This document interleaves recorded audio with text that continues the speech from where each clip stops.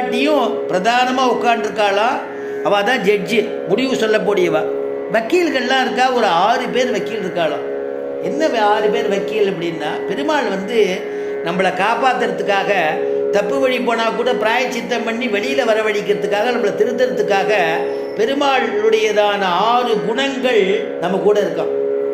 ஞானம், பலம், ஐஸ்வர்யம், வீரியம், சக்தி, தேஜஸ், 6 குணங்கள் பெருமாளுடைய இருக்குது. அந்த குணத்தை நமக்காக வேண்டி பெருமாள் அனுகிரகம் பண்ணியிருக்கார். நீ அந்த ஜீவன்கள்லாம் வழி நடத்துன்னு.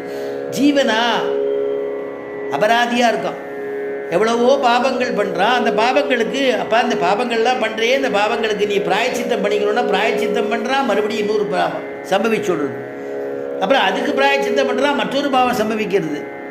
அது தவிர புத்தி பூர்வம், அபுத்தி பூர்வம், புத்தி தெரிஞ்சு பண்ணுறது, தெரியாத பண்ணுறது, இதெல்லாம் நிறையா சம்பவிக்கிறது அந்த ஜீவனுக்கு.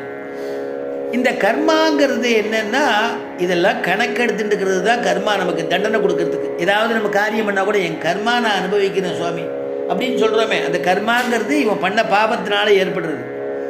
புண்ணிய கர்மாவும் உண்டு, அப்போ அது சொல்கிறது இல்லை, சௌரியமாக இருக்கிறச்சே. ஆனால் பாப கர்மாவுக்கு சொல்கிறா, இந்த மாதிரி நான் என் கர்மா நான் அனுபவிக்கிறேன் அப்படிங்கிறான்.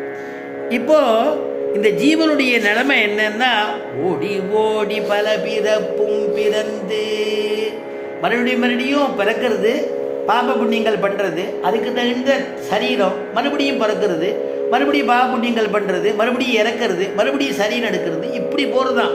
புனரப்பி ஜனனம் புனரப்பி மரணம், இப்படி பயத்தில் பிறந்து இப்படி வருது. இதுலேருந்து விடுபடணுமே. ஆனால் இவனுக்கு ஏதாவது பிராயச்சித்தம் பண்ணலான்னா, பிராயச்சித்தம் பண்ணினா மறுபடியும் பாவம் பண்ண ஆரம்பிச்சு விடுறான். உடனே பெருமாளும் பிராட்டியும் அவள் நினைக்கிறா, சொல்கிறா, நம்ம பக்ஷபாதம் இல்லாமல் இவாளுக்கு நாம் தண்டனை கொடுக்கணும் அல்லது அனுகிரகம் பண்ணணும். இவனை வசத்தியாக பேசி இன்னொருத்தனை மட்டமாக பேசணுன்னா பக்ஷபாதின்னு நமக்கு பேர் வந்துடும்னு பெருமாள் சொல்கிறார். அதனால் பெருமாளும் பிராட்டியும் அப்படி இருக்காளாம். ஏன்னா இது நியாய ஆலயம்னு சம்ஸ்கிருதத்தில் பேர். நியாயத்தை மாத்திரம்தான் பேசணும். ஏதாவது சாஸ்திரமாக பேசணுன்னாலும் சாஸ்திரத்தை வச்சுட்டு தான் பேசணும். தஸ்மாத்து சாஸ்திரம் பிரமாணந்தே. அந்த பிரமாணம் என்னென்னா சாஸ்திரம்தான் பிரமாணமாக இருக்கணும். அப்படி இருக்கிறதான சபையாக அது. அதனால் பெருமாளும் பிராட்டியும் காத்துட்டு இருக்கா. ஜீவன் ஒரு பக்கம் பாவம் பண்ணிட்டு நிற்கிறா, அந்த பக்கம் கர்மான்னு அவனுடைய கர்மா என்னென்ன கர்மான்னு நமக்கு காமிக்கிறது, அவன் இவ்வளவு பாபிஷ்டன் காமிக்கிறது.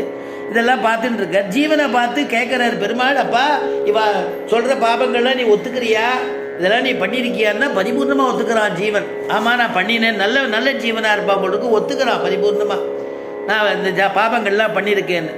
அதான் ஆழ்வார் சாதிக்கிற, கொன்றேன் பல்லுயிரை குறிக்கோள் ஒன்று இலாமையினால் என்றேனும் இறந்தார்க்கு இனிதாக உரைத்தறியேன். குன்றே மேகமதிர் குளிர் மாமலை வேங்கடமா அன்றே வந்தடைந்தேன் அடியேனையாட்கொண்டு அருளே. நோற்றேன் பல்பிறவி உன்னை காண்பதோராசையினால் ஏற்றேன் இப்பிறப்பே இடருத்தனன் எம்பெருமான். கோல் தேன் பாய்ந்தொழுகும் குளிர் மாமலை வேங்கடவா ஆற்றேன் வந்தடைந்தேன் அடியேனையாட்கொண்டருளே. தாயே தந்தையென்னோ தாரமே கிளை மக்கள் என்றும் நோயே பட்டொழிந்தேன் உனை காண்பதோர் ஆசையினால். இப்படிலாம் ஆழ்வார் சொல்றார் இல்லையா, பெரியாழ்வார் சொல்றார், பிறவி என்னும் நோய்க்கு மருந்து அறிவாருமில்லை,